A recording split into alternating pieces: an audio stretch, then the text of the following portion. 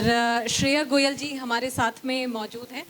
तो श्रेया जी, सबसे पहले तो बहुत स्वागत है। बहुत बहुत धन्यवाद। हालांकि छत्तीसगढ़ विकास संवाद जिसकी बात हम लगातार कर रहे हैं, और संवाद जैसे कि आज के इस कार्यक्रम में जो नाम दिया गया है, संवाद यानी कि बात करने से ही बात बनती है, ये बात हमेशा कही जाती है। तो इस कार्यक्रम के माध्यम से हम लगातार अलग अलग जगहों पर जाकर संवाद कर रहे हैं, विकास को लेकर बातचीत कर रहे हैं। और इसी में ही हमने आपको जैसे कि बताया कि हम प्रशासनिक अधिकारियों से भी बात कर रहे हैं, हम जनप्रतिनिधियों से भी बात कर रहे हैं, और इसी बीच में जो ऐसी बहुत सी प्रतिभाएं हैं हम उनको भी करीब से जानने और देखने और समझने की कोशिश कर रहे हैं। इन्हीं प्रतिभाओं में से एक जो कि आज हमारे साथ में इस कार्यक्रम और मंच को साझा कर रही हैं, श्रेया गोयल जी हैं। तो एक बार श्रेया जी के लिए तो ज़ोरदार तालियाँ। बिहार लोक सेवा आयोग की परीक्षा आपने पास की है। एक बहुत ही महत्वपूर्ण सवाल हमारे प्रधान संपादक जी ने तो आपसे पूछा है वाकई, लेकिन ये ऐसा क्यों कि अगर बहुत सी संभावनाएं हैं, छत्तीसगढ़ में भी पीएससी की परीक्षा होती है, लेकिन ऐसे में बिहार लोक सेवा आयोग मतलब बिहार में पीएससी की ये परीक्षा? मैम, मैं यूपीएससी की तैयारी कर रही थी जी। उसके साथ ही मैं अदर स्टेट पीसीएस भी देने लगी जी। उसके तहत ही मैंने बिहार दिया, और पहले अटेम्प्ट में ही बिहार में मैं ब्लॉक SC/ST वेलफेयर ऑफिसर के पोस्ट पे चयनित हुई हूँ। मैम, मुझे लगता है कि हमें सीमाओं से परे बात करनी चाहिए। सब जितने भी राज्य हैं सभी भारत के अभिन्न अंग है, और हम कहीं भी सर्विस करें बस हम मन से सर्विस करें, उससे फ़र्क नहीं पड़ता है कि हम किस राज्य में सर्विस कर रहे हैं। बिल्कुल ये बात है। और ऐसे में जब बात आती है, क्योंकि हम चूंकि छत्तीसगढ़ से जुड़े हैं, तो कहीं ना कहीं एक स्वार्थपन भी आ जाता है, और एक स्वार्थ भी होता है कि छत्तीसगढ़ है तो छत्तीसगढ़ के लिए तो बात हम करेंगे ही, और छत्तीसगढ़ के हित में भी बात करेंगे। तो ऐसे में जो आप जैसे जो टैलेंटेड लोग हैं वो हमें चाहिए होता है कि जो अधिकारी के पद पर हमारे ही जगह के हमारे ही लोग आएँ। बहरहाल ठीक है, सबसे पहले तो बहुत सारी बधाई आपको परीक्षा को पास करने के लिए। कैसे इसकी शुरुआत हुई? और हालांकि आपने जैसे कि बताया कि आप यूपीएससी की तैयारी आप कर रहे थे, लेकिन ये कैसे हुआ और फिर कितना ये कठिन था? क्योंकि आप सूरजपुर ज़िले, सरगुजा संभाग, फिर सूरजपुर ज़िला, और सूरजपुर ज़िले के एक बहुत छोटे से जगह से आप आती हैं, भैया थान से आप आती हैं, है ना? तो कैसे इसकी शुरुआत हुई और कैसे आपने सोचा ये लक्ष्य, ये डिसाइड कैसे किया आपने कि ये करना है और इस रास्ते पर जाना है? जी मैम, मैं जब 11th क्लास में थी तो हमारे कॉलेज में डीएम मैडम आई थी। उस समय अंबिकापुर की मैडम थी रितु राज मैम। वो सफाई को लेके बहुत अच्छा काम कर रही थी, उन्होंने बहुत महिलाओं को इस अभियान से जोड़ा था। तो फिर मेरे मन में वहीं से आया था कि मैं जन कल्याण के क्षेत्र में आगे जाऊंगी। फिर मैम, मैंने अपना ग्रेजुएशन करने के बाद यूपीएससी की तैयारी शुरू की। मैंने बहुत मेहनत की, लेकिन मुझे सफलता उसमें नहीं मिल रही थी। तो फिर मेरे मन में आया कि क्यों ना अदर स्टेट पीसीएस भी देखा जाए। उसी में मैंने उत्तर प्रदेश, छत्तीसगढ़, बिहार लोक सेवा आयोग सभी के एग्ज़ाम दिए, और मेरा बिहार में सिलेक्शन हो गया मैम। यानी कि आपने जब अप्लाई किया और जब फॉर्म भरने की जब बात आई तो आपने सभी स्टेट पर किया? उत्तर प्रदेश, बिहार और छत्तीसगढ़, मैंने तीनों स्टेट के पेपर दिए, और अंततः मेरा बिहार पीएससी में सिलेक्शन हुआ है मैम। जी। आपके जो हर किसी का एक रोल मॉडल होता है, जी मैम। अब आप भी एक रोल मॉडल बन गई हैं, क्योंकि आपसे बहुत से लोग, आपके जो आसपास के लोग हैं, आपके जो बैचमेट्स होंगे, जो आपके स्कूल फ्रेंड्स होंगे, कॉलेज फ्रेंड्स होंगे, क्योंकि अक्सर ये होता है ना कि हम अपने आसपास की जो बेहतर चीज़ों को देखते हैं उसको हम अपने में एडॉप्ट करने की कोशिश करते हैं, हम अपने उन चीज़ों को लाने की कोशिश करते हैं। अब श्रेया, आप खुद अब तक आप जिनको रोल मॉडल मान रही होंगी, अब लोग आपको रोल मॉडल मानेंगे। तो ये जर्नी कैसे आप देख रही हैं और कैसा फील हो रहा है आपको? मैम, मुझे अच्छा फील हो रहा है। एक तरह से मैं रोल मॉडल इसलिए हूँ मैम क्योंकि मेरे को इस सफलता में 7 से 8 सालों का समय लगा है, लेकिन मैंने कभी हार नहीं मानी। लोग 1-2 अटेम्प्ट दे के छोड़ देते हैं, लेकिन मैं कंटिन्यू तैयारी करती रही, क्योंकि मुझे पता था कि मेरी मेहनत एक दिन रंग लाएगी, और इसी तरह मैं चयनित हुई मैम। और मेरे जो फ्रेंड्स हैं मैम, उन लोगों को बहुत खुशी हुई कि हाँ, उन लोगों को भी लगा कि नहीं, आगे हमारा भी होगा, क्योंकि इसने हार नहीं मानी तो इनका हुआ है।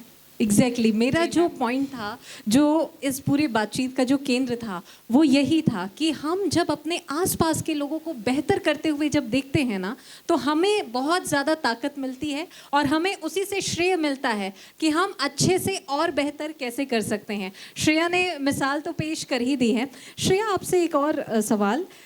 आपने बिहार लोक सेवा आयोग की परीक्षा पास की है, जब सीजीपीएससी की बात आती है और दूसरे स्टेट के भी पीएससी की बात आती है तो बहुत बारीकियों से ज़िले, नदियाँ, तालाब, पठार, भौगोलिक क्षेत्रफल, हर एक चीज़ों को डेटा के हिसाब से बहुत याद रखना पड़ता है।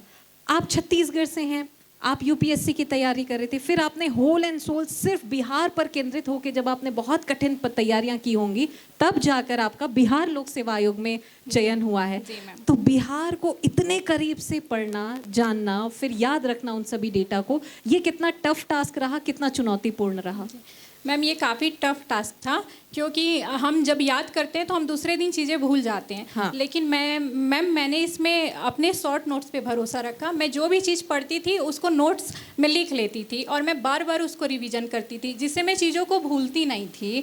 और फिर ये चीज़ें एग्ज़ाम में काम आती है। जब आप प्रेशर में होते हो और आपको आंसर टिक करना होता है तो आपकी जो पहले की मेहनत है उस दिन वही काम आती है जो आप बार बार रिवाइज करते हैं। आपने बताया कि आपने उत्तर प्रदेश के लिए भी ट्राई किया था और वहाँ पर भी लोक सेवा आयोग की परीक्षा दी थी। तो ये कौन कौन सा वो दौर था, किस किस पीरियड में, कौन कौन से समय पर आपने ये परीक्षाएं दी? क्योंकि जब उत्तर प्रदेश की बात आती है तो ठीक वैसे ही बिहार जैसा सवाल कि जितने करीब से आपने बिहार को पढ़ा होगा वैसे ही आपने उतनी ही स्तर की तैयारियां उत्तर प्रदेश के लिए भी की होंगी। मैम यहाँ पे मुझे लगता है एक रुचि की बात है। मुझे अदर स्टेट या फिर छत्तीसगढ़ सबके बारे में पढ़ना बहुत अच्छा लगता है।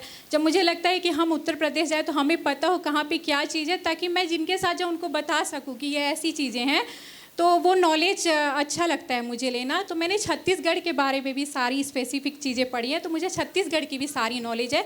इसके अलावा मैंने ऐड ऑन कर लिया है उत्तर प्रदेश और बिहार को अपनी तैयारी में। तो यानी कि आप समझ लीजिए अगर आप छत्तीसगढ़ में और सूरजपुर में बैठे और आपको उत्तर प्रदेश की कोई जानकारी चाहिए और बिहार की जानकारी चाहिए तो हमारे साथ में मैडम होंगी और वो आपको बिल्कुल गाइड कर सकती हैं और बता सकती हैं। जी मैम। आगे आप क्या सोचती हैं? क्योंकि मैं वापस से उसी पॉइंट पर आ रही हूँ कि जब हम अपने आसपास के लोगों को देखते हैं तो उनको समझने और समझाने की कोशिश करते हैं। आपसे बहुत से यूथ हैं जो इंस्पायर होंगे, तो आप उनके लिए क्या सोच रही हैं या ऐसी कोई प्लानिंग? जी मैम, मुझे लगता है कि जब भी आप सर्विस में जाते हैं तो आपको एकदम मन से काम करना चाहिए ताकि लोग, आप जब वहाँ से जाए तो लोगों को लगे कि नहीं, एक अधिकारी थे जो हम लोगों के लिए काम किए। मैम मुझे एक ये भी संदेश देना है, जैसे पेरेंट्स भी अपने बच्चों का सपोर्ट करें। कई बार ऐसा होता है कि 2-3 बार दे दिया मौका, फिर नहीं हुआ तो माँ बाप बच्चों पे विश्वास नहीं कर पाते हैं। उनको ऐसा लगता है कि नहीं अब बस हो गया, अब तो ये महिला है तो शादी कर देते हैं या फिर लड़का है तो जो भी काम करवाना चाहें। लेकिन मुझे लगता है मौका देना चाहिए। अगर आप अपने बच्चों को मौका देते हैं, उन पर विश्वास रखते हैं, तो इस बात की मैं गारंटी दे सकती हूँ कि एक दिन वो आपका सिर गर्व से ऊँचा करेंगे। बिल्कुल, मैं इस सवाल पर आने भी वाली थी क्योंकि देखिए आपके इस बात को किस हद तक सराहना मिली है वो तालियों से समझ में भी आया है। और मैं इसी सवाल पर भी आने वाली थी कि जो हमारी सोसाइटी होती है, हम जिस समाज से आते हैं, तो बेशक जब लड़कियां 11वीं 12वीं ये जब क्रॉस कर लेती हैं तब से ही माँ बाप की जो चिंता है वो बढ़ने लगती है कि नहीं इसके लिए लड़का देखना है, इसकी शादी करनी है, लड़कों की खोज शुरू हो जाती है समाज में, अपने आसपास में।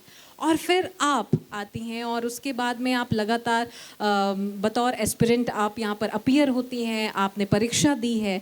तो ऐसे में ये कितना चुनौतीपूर्ण था? क्या आपको भी ये सब फेस करना पड़ा? क्या आपको भी अपने माता पिता को जवाब देना पड़ा या उनका पूरा समर्थन मिला? जी मैम, मैं इस मामले में लकी रही हूँ कि मेरी फैमिली ने बहुत सपोर्ट किया। हालांकि 5-6 साल जब तैयारी के बीत गए उसके बाद प्रेशर आने लगा था, लेकिन बस मैं एक साल बोल करके मौके मांगती रही मैम। और अब घर वालों को प्राउड होता है कि चलिए मौका दिया तो कुछ किया इन्होंने।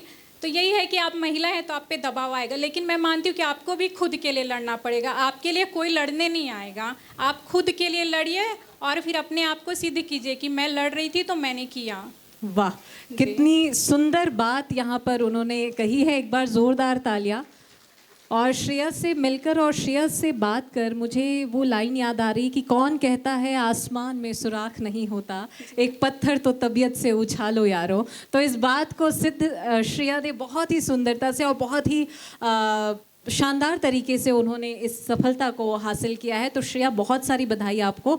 कब से आपकी ज्वाइनिंग है या आपने ज्वाइन कर लिया है? नहीं मैम, अभी रिजल्ट आया था 1 महीना पहले, अभी ज्वाइनिंग लेटर नहीं आया है मैम, जैसे ही आएगा फिर ज्वाइनिंग हो जाएगी। चलिए, ओके। तो एक बार फिर से पुनः आपको हम आज की जनधारा और जनधारा 24/7 परिवार की ओर से आपको बहुत सारी बधाई देते हैं। छत्तीसगढ़ विकास संवाद का ये आयोजन है और ऐसे में देखिए, जब विकास संवाद करने हम आपके ज़िले, आपके शहर में आए हैं, तो विकास की ऐसी भी तस्वीरें होती है जो ये बयां करती है और ये बताती है कि विकास तो हो रहा है हर तरीके से, हर पहलुओं से, अलग अलग जरूर तैयारियों से यहाँ पर विकास तो ज़रूर हो रहा है। तो श्रेया, एक बार पुनः बहुत बहुत आभार और बहुत सारा धन्यवाद आपको हमारे साथ में यहाँ पर आने के लिए, और साथ ही साथ आपको बहुत सारी शुभकामनाएं। जी बहुत बहुत धन्यवाद ma'am. Thank you so much.